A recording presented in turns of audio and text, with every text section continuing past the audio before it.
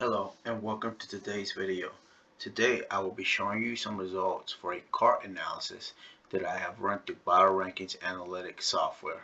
As you can see, I'm already at the home page logged in. However, for you to get here, just go to your browser and type in analytics.biorankings.com.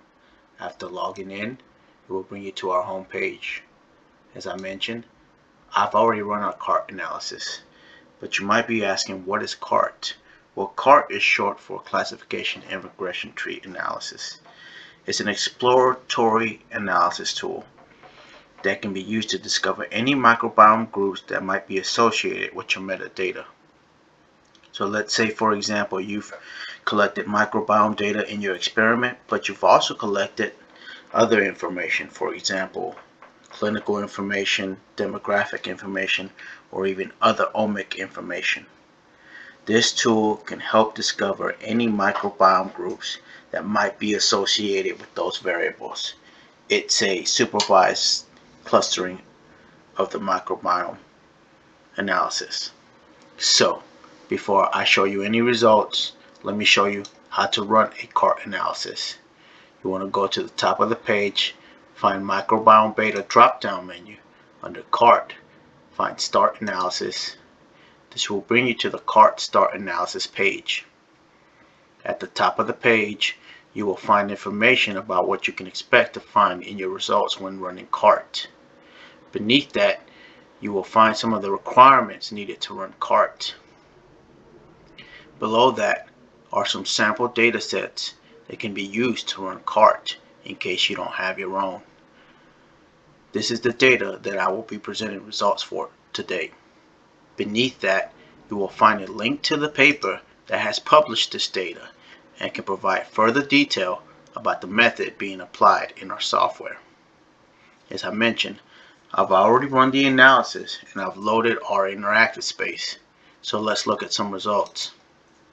When running CART through our software, you can expect to see something like this for your results. I want to start today by looking at the metadata file tab. My analysis today had 128 samples. Each row in this table represents a different sample. Each column in this table represents a different variable that was used in my analysis. In my case, each one of these columns is a different cytokine.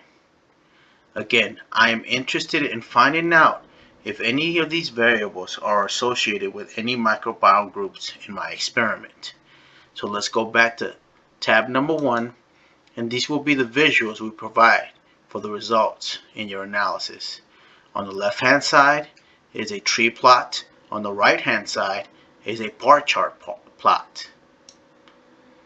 As I mentioned, this is an exploratory tool, so you have the ability to use this slider to visualize your results at different levels.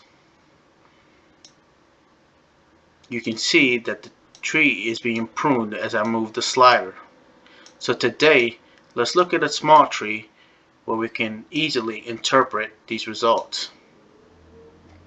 Starting on the left hand side with our tree plot, we had 128 samples. Our analysis found that the cytokine leptin with a threshold of 1937 was the most important when discovering microbiome groups. So all of my samples with a leptin level less than 1937 went to terminal node number 2, and that was a total of 68 samples.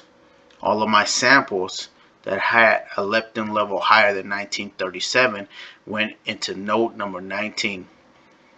My analysis then found that the cytokine IFNG with the threshold of 66 was also important in finding microbiome groups. So my samples that had high leptin but low IFNG went into terminal node number 20, 41 samples. Terminal node number 27 had my remaining samples. These samples were made up of high leptin and high IFNG, a total of 19 samples. To my right hand side, each one of these bars represents one of my terminal nodes. Each one of these colors represents a different taxa that make up the microbiome composition for these groups.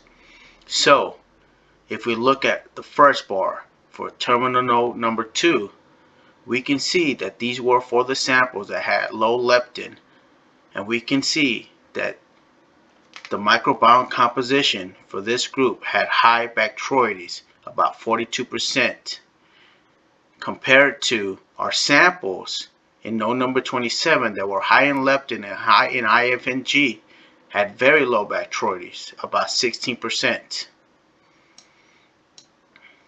And with that, you are now able to discover any microbiome groups that might be associated with your metadata. That concludes today's video. Thank you very much.